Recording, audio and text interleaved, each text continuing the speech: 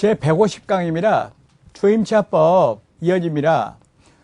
우선 변제권 말씀드렸죠. 이제 최우선 변제권 말씀드리겠습니다. 이 최우선 변제권은 담보물권 그리고 국세 가산금보다 우선 변제가 이루어진다라는 얘기입니다. 그러면 주택에 예를 들어서 저당권이 설정됐었습니다. 그 뒤에라도 임차권이 들어가는데 이게 최우선 변제라면, 다시 말하면 소액 보증금이라면 그중에서 일정액은 앞에 있는 저당 채권보다 먼저 돈 받는다 그 말입니다. 아주 센 거지. 그러니까 아주 세기 때문에 금액을 너무 많이 하면 안 되는 거지. 이 저당권이 그래서 저당 잡을 때, 은행에서 주택을 저당 잡을 때는 간평할 때 이 소액 보증금이 몇 개나 들어가겠는가 그거를 감하고 빌려줍니다. 어찌됐든 간에 우선 변제라고 하지 않고 최우선 변제 이런 말을 쓴 것은 담보 물권이나 기타 국세 가산금보다도 먼저 돈 받는다 그런 뜻이 되겠습니다. 그런데요, 그 요건을 봤더니 먼저 소액 임차인이어야 된다. 그런데 소액 임차인 보증금 전부 다 우선 변제 받는 건 아니고 그중에서 일정액만 우선 변제 받는다. 여러분 지금 보았듯이 엄청 강력한 겁니다. 선순위 담보물권이나 국세 가산금에 우선하기 때문에 이 액수를 많이 잡아버리면 실질적으로 집주인이 담보가치 이용을 못하게 되는 거예요. 그래서 범위를 정해가지고 소액보증금으로 한정을 했고 그 우선변제 범위로 일정액으로 한정을 했던 겁니다. 그런데 이거를 4단계로 이렇게 나누었어요. 금액이 각각 다릅니다. 서울이 제일 많습니다. 그리고 4단계라는 것 알아두시고요.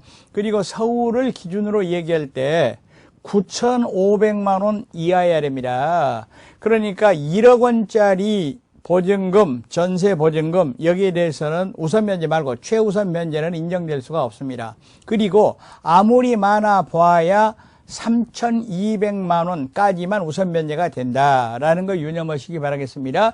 그러니까 서울 있고 인구 과밀 인구 억제 권역이 있는데 금액이 좀 줄어들었습니다. 그리고 광역시가 있는데요.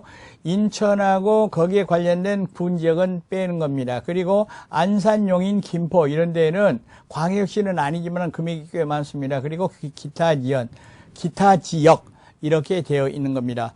여기서 주의할 것은 이거 개정 규정이 있는데요.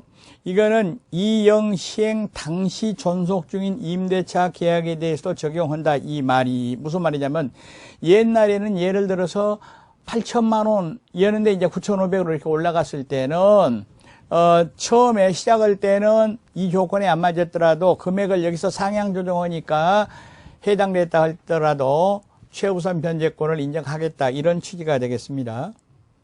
두 번째, 대항 요건을 구비하고 또 그것이 유지돼야 됩니다. 여러분, 확정일자가 없다는 거 꼭 알아두세요. 확정일자. 그러면 우선 변제에서는 확정일자가 필요했습니다. 왜? 저당권하고 선후를 정하기 위해서 그랬는데, 그런데 여기에서는 확정일자가 필요 없어요. 왜 그러냐면 선순위 저당권에 대해서도 우선 변제를 받기 때문에 날짜를 증명할 필요가 없다는 겁니다. 이건 논리적으로 이렇게 이해를 하면은 오랫동안 기억에 남습니다. 암기로 되들면은 금방 잊어버릴 수가 있습니다. 주의하시기 바라겠습니다.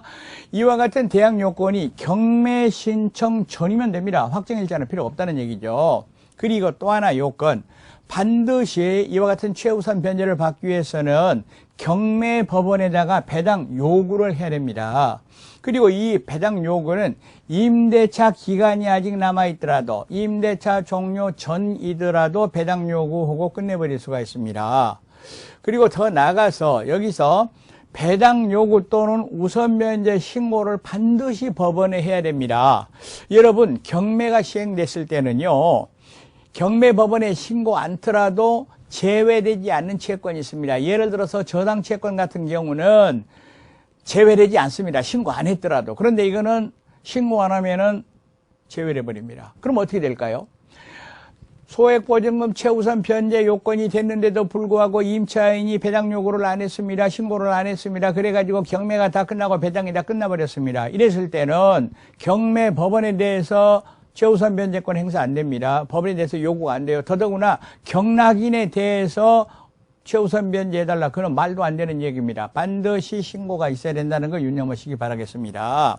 그런데 실제로 서민들은 미등기 건물에도 이와 같은 소액 또는 임대차가 많이 이루어집니다. 이랬을 때 앞에서 보았듯이 건물은 물론 대지 가격에 대해서도 우선 변제를 받는다 했는데, 여기에 대해서 미등기 건물은 건물값은 물론이고 대지에 대해서 우선 변제를 받을 수 있는가, 또 최우선 변제를 받을 수 있는가, 판례는 두 개가 다 가능하다고 보는 겁니다.